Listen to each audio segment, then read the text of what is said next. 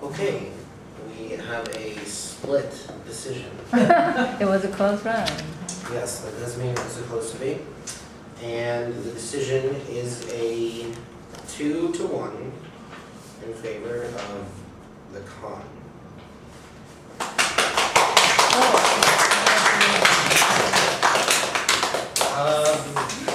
I said, so I'll go first. I voted for the pro team.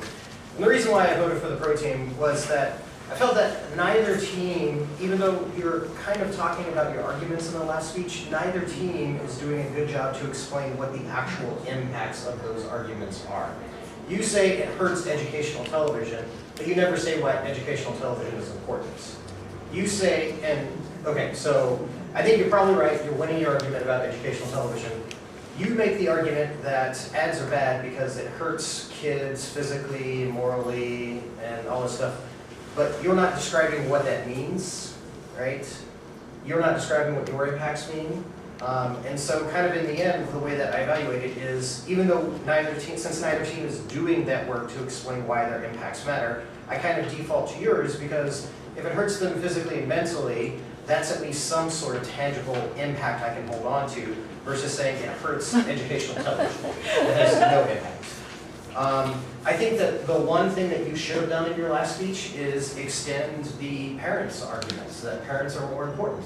Because if you win your parents are more important with your educational television argument, that answers back all of their arguments. And so I think if you do that, you easily get my ballot in this last speech, or in this debate that just happened. So I guess kind of the moral of the story is make sure that when you're talking about the impacts, you're talking about the specificity, the specifics of those impacts, right? How does it hurt them physically? How does it hurt them mentally? Why is educational television good for students other than they're more educated, okay? There's no long-term impact to that. There's no reason why that's better than school or that's where the majority of the kids get their education. I mean, they're making arguments that kids watch TV more than they do other things. You're making arguments that they watch TV more than they do other things. So you could very easily say, since they watch TV more than doing other things, that's why we need educational television, because that's the only chance they get to be educated. So we need them to learn about things and to be better educated, to become smarter about the world and the world around them, because that's the best way that they can create a future, to make the world better. Just something other than educational television and education, because I'm not really sure what that means in the long run. So. Thank you.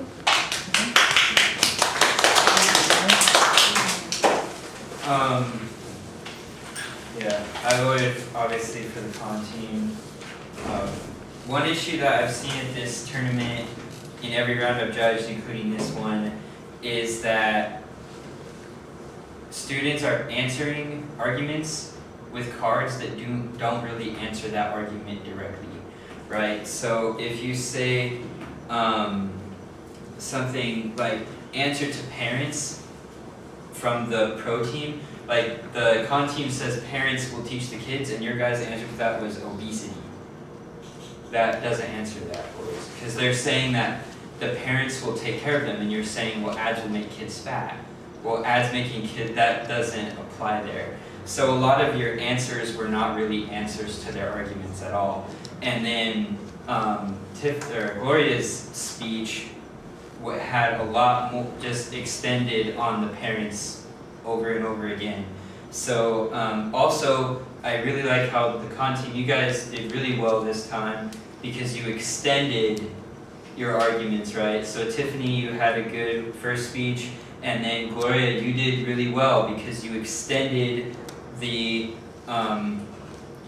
school's argument to answer. That's a great technique. And the second thing you did is that you grouped their arguments, which is another great technique. So I'm really proud of you guys. I think you've developed a lot over the course I've seen you. You really have. As far as the rebuttals go, yeah, they were definitely a little bit jumbled, but I think that Tiffany's rebuttal was actually the best here, because she basically said, she has this argument that says our best argument is parenting, and even if parents can do a little bit of good, that's better than no good, and that's really the only thing that I have to weigh in the round, and I just felt like the overall better job of answering the arguments was done by the con team. So. Thank you. I want to begin by saying the reason this debate was a 2-to-1 decision is because you gave the exact same speech that you gave in the last debate, and you gave the exact same speech that you gave round 2. You're saying the exact same words in your last speeches, no matter what the debate is. No matter what's happening, and no matter what your opponents say, you're saying the exact same thing. And that is not, that doesn't fit into what should be the points for this particular debate. You wrote that thing before you even got here. And so it's hard for you to know exactly what you should be saying in this debate in advance. And I think that's part of the reason why we're all saying, well, you know, you could have developed some of these points a little bit better. I disagree with Mike because for me, when you say that physical, moral, or mental, that's like nothing. That's what we call a claim. And there's no development or what are the physical problems? What are the moral issues? What are the mental problems? And that's exactly what Mike said that you needed to do, is you needed to explain more of that in order to, have a more concrete impact for this debate. So it's hard for me to vote for something that's very abstract and that I don't really understand. And I also my decision is different from Gavin's because I don't start looking at judging the debate at Tiffany's speech. I start at Gloria's and then work backwards. So I start with Gloria and then Harry and then Tiffany and then Irvin. So starting with your speeches, I don't even care about parenting, and I don't care about whether the ban is effective or whether they're going to go into classrooms because you didn't talk about that in your last speech. So it's not an argument I evaluate.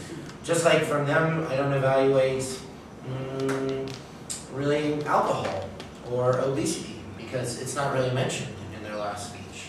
So what I got was both teams agree that ads are happening right now. People are watching television right now. So we agree on that. Your time frame is the same. The probability argument I got from you was that kids trust ads more than they trust adults. The probability argument I got from you was that when Greece got rid of advertising, they lost money for television shows that educate kids. I thought their argument was a little bit stronger in terms of probability. And in terms of magnitude, I was kind of persuaded that more kids watch TV than there are, and your magnitude argument is actually just a description and an explanation of why ads are immoral. It doesn't really talk about why they're bad, it just tells us that kids are immature and lack experience. It doesn't talk about the number of kids or really why it's bad to try to convince them given that they're immature, it's just that they're immature. So I thought that they had a little bit of a better argument for magnitude because it actually compared the number of people. So I voted for the con team on probability and magnitude. Okay, thank you.